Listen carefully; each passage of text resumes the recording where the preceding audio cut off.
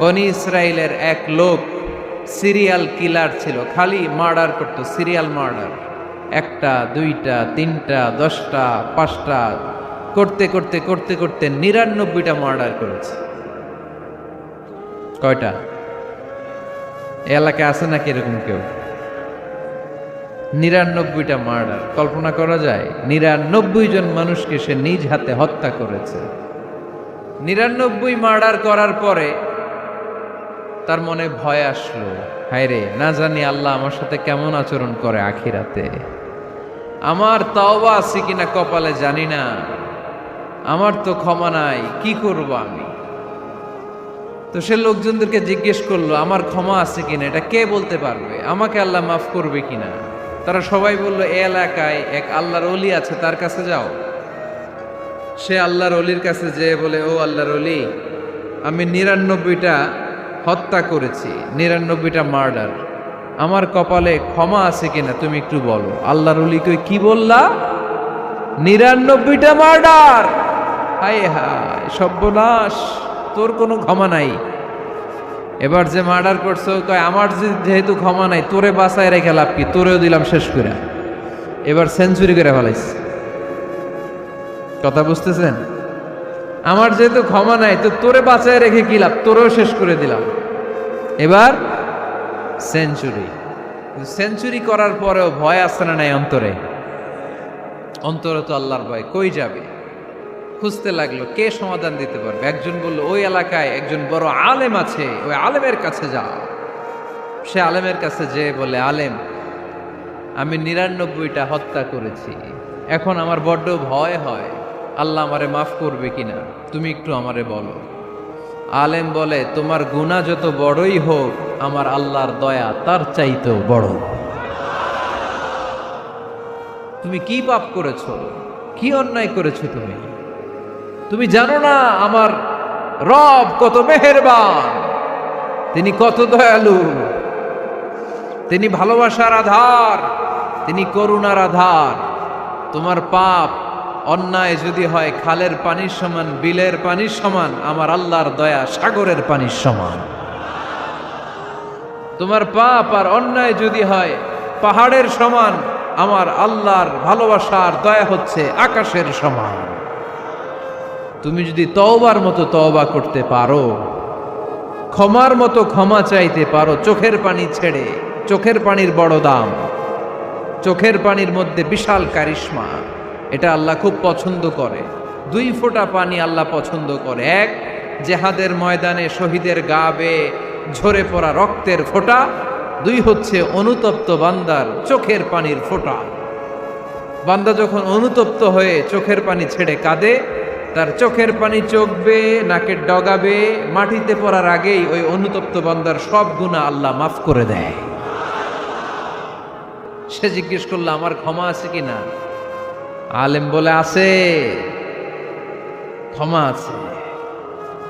তওবার মতো তওবা কর, তাওবাতান নাসুহা। তওবার মতো তওবা করলে আল্লাহ ঠিকই মাফ করবে। সে এতটাই অনুতপ্ত হলো, এতটাই, সে আল্লাহর কাছে ক্ষমা চাইতে শুরু করলো। আলেম পরামর্শ দিল, তুমি যে এলাকায় থাকো এলাকাটা ভালো না, এলাকাটা ছাড়ো, এখানে সব ডাকাতদের এলাকা, তুমি একটা ভালো এলাকায় যাও, ওখানে যে তওবা করে ভালো মানুষ হয়ে যাও। সে নিয়ত করে কাপড় চোপড় গুছিয়ে ভালো এলাকায় যাবে। ঘর থেকে বেরোয়ার সাথে সাথেই মালাকুল মাউত চলে আসছে, তার রুহু কবজ করে ফেলছে। এখন রুহুকে নিয়ে যাবে। ফাজাআত মালাইকাতুর রাহমা ওয়া মালাইকাতুল আযাব। রহমতের ফেরেশতারাও আসছে, আযাবের ফেরেশতারাও আসছে। রহমতের ফেরেশতারা বলে, না না, সে তওবার নিয়ত করেছে, যদিও তওবা করতে পারে নাই, যদিও ভালো এলাকায় যেতে পারে নাই, তওবার নিয়ত করেছে, অনুতপ্ত হয়েছে, ক্ষমা চাওয়ার চিন্তা করেছে, আমরা তার রুহু নিয়ে ইল্লিনে রেখে দেব।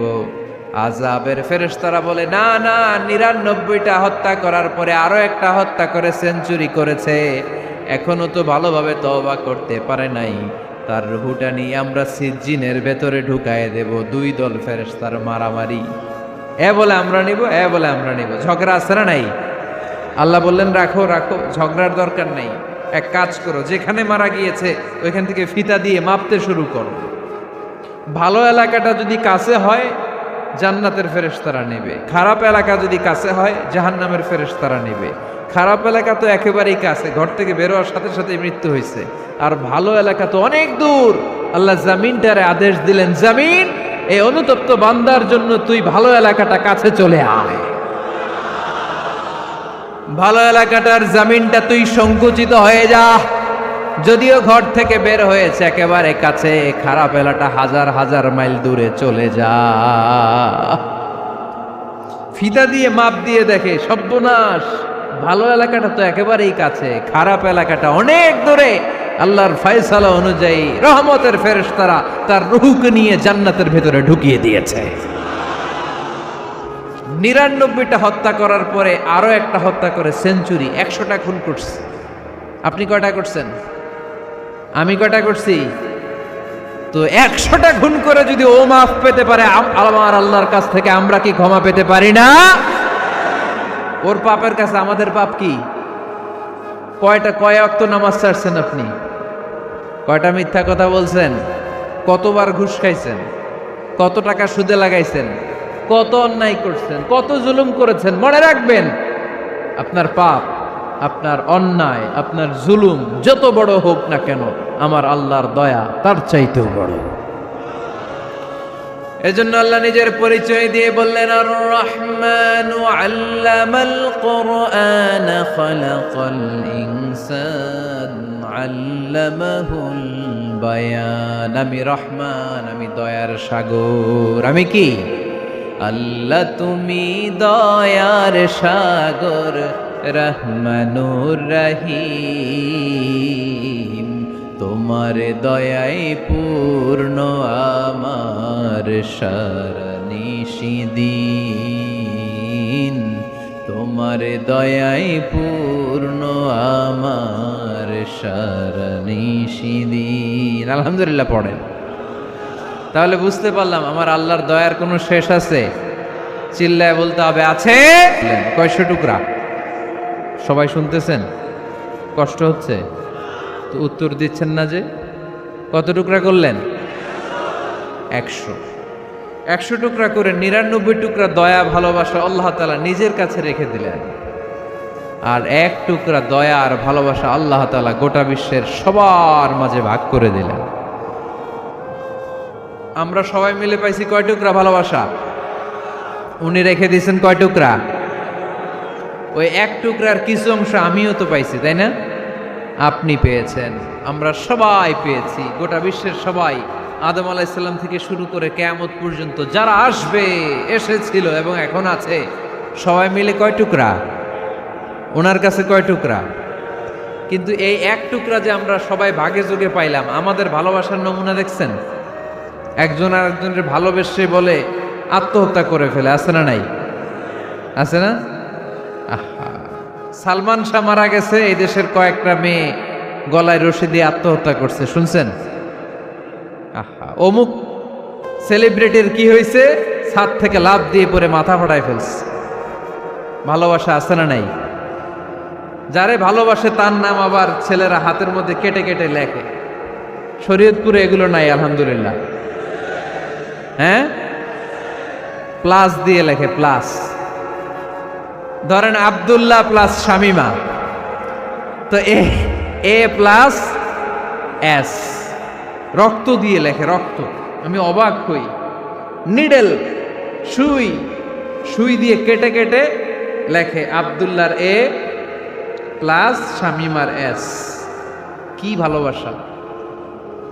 1 ভাগ ভালোবাসার ছিটে ফোটা সবাই মিলে পাইছে। এইটা ঠেলা যদি এরকম হয়, তাহলে যিনি 99 ভাগ ভালোবাসা রেখে দিয়েছে তার ভালোবাসা বেশি না কম?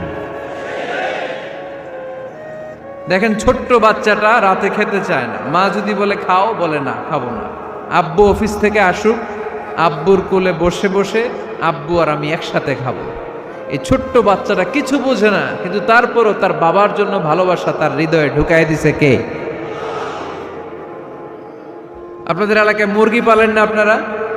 মুরগি যখন বাচ্চা নিয়ে হাঁটে, দেখবেন মুরগি ছানা ধরা যায় না। ধরতে গেলেই মা মুরগিটা কি করে? কামড় দিতে আসে। এই ছোট্ট বাচ্চাগুলোর জন্য মা মুরগিটার হৃদয়ের ভিতরে ভালোবাসা ঢুকায় দিল কে? আহা, আমি পত্রিকাতে এমনও দেখেছি, বন্যায় এক মা পানি খেতে খেতে খেতে খেতে খেতে খেতে মরে গিয়েছে, কিন্তু শিশুটাকে একটা বালতির মধ্যে চাপিয়ে মাথায় তুলে ধরে রেখেছে। মা পানি খেতে খেতে নিজের জীবনকে বিলিয়ে দিয়েছে, কিন্তু বাচ্চাটা মরে নাই। বাচ্চার জন্য কি ভালোবাসা! এই ছোট্ট বাচ্চার জন্য মায়ের হৃদয়ে জান স্যাক্রিফাইসের মতো এই ভালোবাসা ঢুকায় দিল কে? আমাদের প্রতিদিনই ভালোবাসা, সকালে ভালোবাসা, বিকেলে ভালোবাসা, সন্ধ্যায় ভালোবাসা, শীতকালে ভালোবাসা, গ্রীষ্মকালে ভালোবাসা। আমাদের ইসলামে শুধু ভালোবাসাবাসী, ঠিক কিনা? রাসূল আমার ভালোবাসা, রাসূল আমার আলো আশা, রাসূল আমার প্রেম বিরহের মূল আলোচনা, রাসূল আমার কাজে কর্মের অনুপ্রেরণা। চিল্লায় পড়েন আল্লাহু আকবার। আমাদের ভালোবাসার কোনো কমতি আছে? 24 ঘন্টা আমাদের ভালোবাসা আছে না নাই? 365 দিন আমাদের ভালোবাসা আছে না নাই? এই জন্য আলাদা করে আমাদের কোনো দিন লাগে না, বিশ্ব ভালোবাসা দিবস দরকার হয় না। যারা মাকে দেখতে পারে না, বাবারে দেখতে পারে না, এরা একদিনের জন্য মা বাবাকে উইশ করতে যায়, আর নাম দিছে বিশ্ব মা দিবস, বিশ্ব বাবা দিবস। কিছুদিন আগে দেখলাম বিশ্ব ডিম দিবস। কি দিবস? আমি কি মিথ্যা বললাম? ছিল একটা বিশ্ব ডিম দিবস। কিছুদিন পরে বানাবে বিশ্ব বাঁশ দিবস, যে যারে বাঁশ দিতে পারে। এরপর একটা বানাইছে শুনলাম বিশ্ব চিন্তা দিবস। তো এটা কি দিবস? কয় এই দিন আমরা সবাই মিলে চিন্তা করি যে আসলে আমাদের কি চিন্তা করা দরকার, আছে না নাই? তো এই যে ওরা বিশ্ব মা দিবস, international mother day, international father day, মা দিবস, বাবা দিবস বছরে একবার ওল্ড হোমে রেখে আসে, বৃদ্ধাশ্রমে। যেহেতু সারা বছর বৃদ্ধাশ্রমে, বছরে একদিনও যদি মারে স্মরণ না করি কেমন হয়? তো একদিন ওই মা দিবসে মারে একটা কার্ড দিয়ে উইশ করে আসে, কিছু টাকা দিয়ে আসে। ওদের তো মা বাবার প্রতি দয়া নাই, শ্রদ্ধা নাই, ভালোবাসা নাই, এজন্য ঘটা করে ওদের দিবস পালন করা লাগে। আমাদের 24 ঘন্টা 365 দিনই ভালোবাসা, তাই এই দিবস ফিবসের আমাদের দরকার নাই। চিল্লায় বলেন ঠিক কিনা? জন্মের পর থেকেই তো আমাদের ভালোবাসা, মৃত্যু পর্যন্ত ভালোবাসা, আমৃত্যু ভালোবাসা। এই জন্য বিশ্ব ভালোবাসা দিবস, এটা ইসলাম কখনো সাপোর্ট করে না। ভালোবাসার কেন্দ্রবিন্দু একজন, চিল্লায় বলতে হবে তিনি কে? 100 টুকরা করে আমাদেরকে দিয়েছেন কয় টুকরা? উনি রেখেছেন কয় টুকরা? দেখেন, এক টুকরা ঠেলায় বিশ্ব ভালোবাসা দিবস আমরা পালন করি। ভালোবাসার গান, ভালোবাসার নাটক, ভালোবাসার ফিল্ম, ভালোবাসার কবিতা, অভাব নাই। কত ভালোবাসার স্টোরি আপনারা জানেন, এত ভালোবাসা। কিন্তু সবাই মিলে ভালোবাসার এক অংশ আমরা ভাগে যোগে পেয়েছি। এক অংশের নমুনা যদি এমন হয়, 99 টুকরা ভালোবাসা যিনি রেখে দিয়েছেন নিজের মধ্যে, তার ভালোবাসা বেশি না কম? চিল্লায় বলেন বেশি না কম? এজন্য আমরা আল্লাহর ভালোবাসার ভিখারি, আমরা আল্লাহ তাআলার রহমতের ভিখারি। আল্লাহর রহমত ছাড়া কেউ কোনোদিন জান্নাতে যেতে পারবে? কোনোদিন নিজের আমল নিয়ে বড়াই করবেন না। আপনার কি ভাবেন যে আপনার আমল দিয়ে আপনি জান্নাতে যাবেন? শরীয়তপুরের আজকের এই প্যান্ডেলে যারা বসে আছেন, কার এরকম ভরসা আছে যে হুজুর আমি এত আমল করেছি, আমার আমলের বদৌলতে আমি জান্নাতে ঢুকবো? কে কে আছেন দেখি? আল্লাহর ওলি আছে? এরকম কোন আল্লাহর ওলি? হ্যাঁ, আছে? নাই। আল্লাহর হাবিব বললেন, আল্লাহর রহমত ছাড়া, ভালোবাসা ছাড়া কেউ কোনোদিন জান্নাতে ঢুকতে পারবে? আম্মা জান আয়েশা বললেন, ইয়া রাসূলুল্লাহ আপনিও না? আল্লাহর হাবিব বললেন, না আমিও না, তবে আল্লাহর রহমত আর দয়া সেদিন আমাকে ঘিরে রাখবে। মান নুকিশা উযিবা, যার হিসাব আল্লাহ সেদিন চাইবেন সে ধরা খেয়ে যাবে। সব সময় আল্লাহর কাছে এই দোয়াটা যেন আমরা করি, আল্লাহ কিয়ামতের দিন তুমি আমার হিসাব নিও না। আল্লাহ তুমি আমার বিচার বসিও না, আল্লাহ তুমি দয়া করে আমারে মাফ করে দিও। আল্লাহ যার বিচার করবেন ও জাহান্নামে যাবে, আর যার বিচার করবেন না সে জান্নাতে যাবে। আল্লাহ যদি বিচার করে আর পাই টু পাই হিসাব নেয়, নামাজ পড়লি না কেন, রোজা রাখলি না কেন, মিথ্যা বললি কেন, খাদ্যে ভেজাল দিলি কেন, মাছে ফরমালিন দিলি কেন, যৌতুক খাইলি কেন, ঘুষ খাইলি কেন, উল্টাপাল্টা করলি কেন, জিনা করলি কেন, একটার পর একটা প্রশ্ন বানে যদি সেই ভয়ঙ্কর দিনে আল্লাহ আমাদেরকে জর্জরিত করে, আমাদের কোনো উত্তর আছে? সেদিন আমাদের বাঁচার কোনো উপায় আছে? তাই আমরা সবাই আল্লাহর কাছে দোয়া করব, আল্লাহ কোনো বিচার টিচার মানি না, কোনো বিচার করতে পারবো না, দয়া করবা। কথা কয় না? কি করবে? এবার আওয়াজ করে বলেন, বিচার চান না দয়া চান? রোজ হাসরে হে আল্লাহ আমার করোনা বিচার, আল্লাহ করোনা বিচার, পড়েন আমিন। রোজ হাসরে হে আল্লাহ আমার করোনা বিচার, আল্লাহ করোনা বিচার, বিচার চাহি না তব দয়া চাহে এ গুনাহগার, আল্লাহ করুণা বিচার, পড়ে না আমিন। তিনি যদি দয়া করেন তবেই আমরা জান্নাত যেতে পারবো, ঠিক কি না?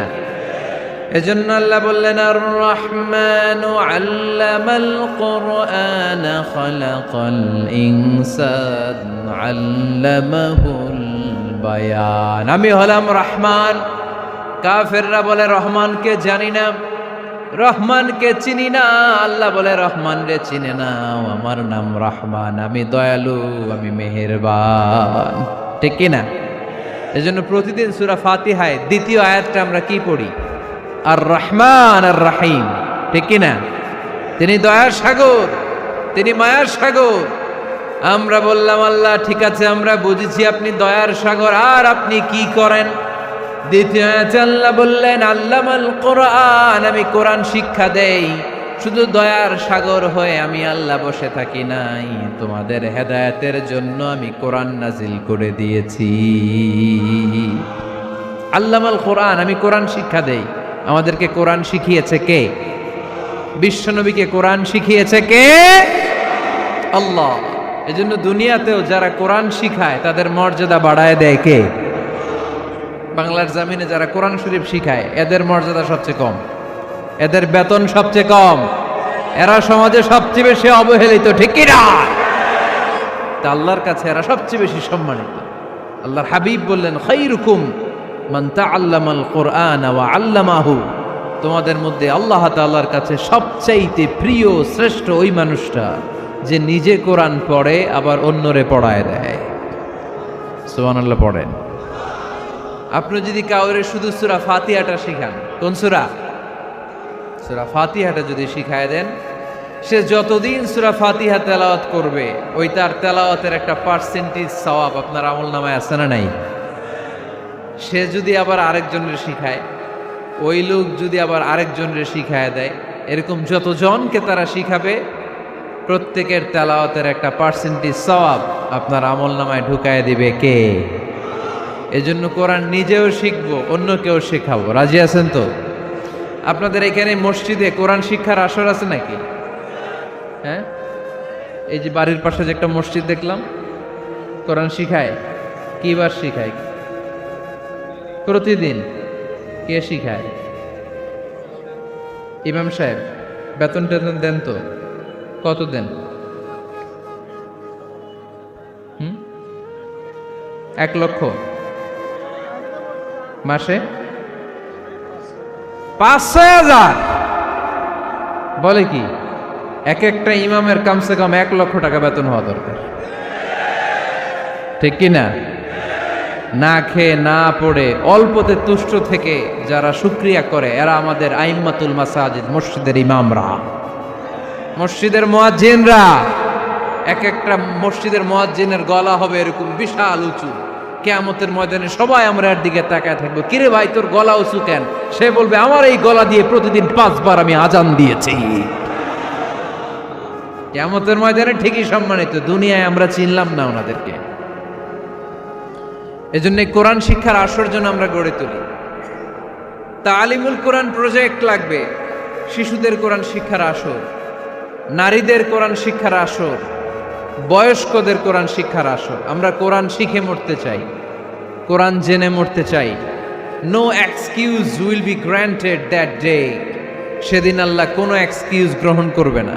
সব পারো, হিন্দি তো ঠিকই কইতে পারো, হিন্দিতে কথা কইতে পারে না ছেলেপেলেরা? হিন্দি সিনেমা এমন দেখা দেখে হিন্দিতে কথা কইতে পারে, তো হিন্দি ভাষা বুঝতে পারলে, শিখতে পারলে আরবি পারলা না কেন? কোনো এক্সকিউজ, ওজর, আপত্তি সেদিন আল্লাহ গ্রহণ করবে না। শরীয়তপুরের ভাইয়েরা, আসুন আমরা কোরআন শিখি, আসুন আমরা কোরআন পড়ি। প্রতিদিন একটা আয়াত হলেও কমপক্ষে আমরা যেন কোরআনের অর্থ পড়ি, বঙ্গানুবাদ পড়ি। রাজি আছেন তো? আপনাদের স্মার্টফোন আছে কার কার হাতে দেখি?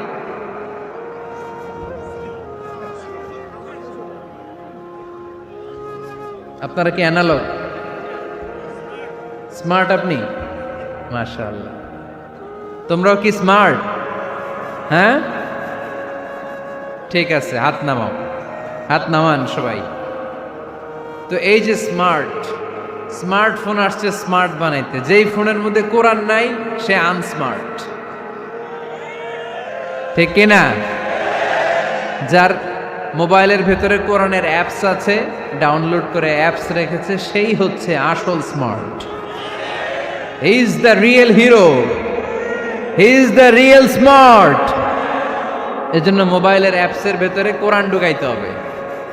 শরীয়তপুরের ছেলেরা খুব সহজ, অ্যান্ড্রয়েড স্যাট ইউজ করলে প্লে স্টোরে যাও, যে তুমি বাংলা কোরআন লিখো চলে আসবে। আইফোন যদি ইউজ করো অ্যাপ স্টোরে যাও, ওখানে যে বাংলা কোরআন লিখো চলে আসবে। সহজ। এত সহজ হওয়ার পরেও আল্লাহ কি বললেন আমরা যদি না শিখি, না জানি, আল্লাহ কি ক্ষমা করবে? যা বলার সব আল্লাহ বলে দিয়েছে এই কোরআন।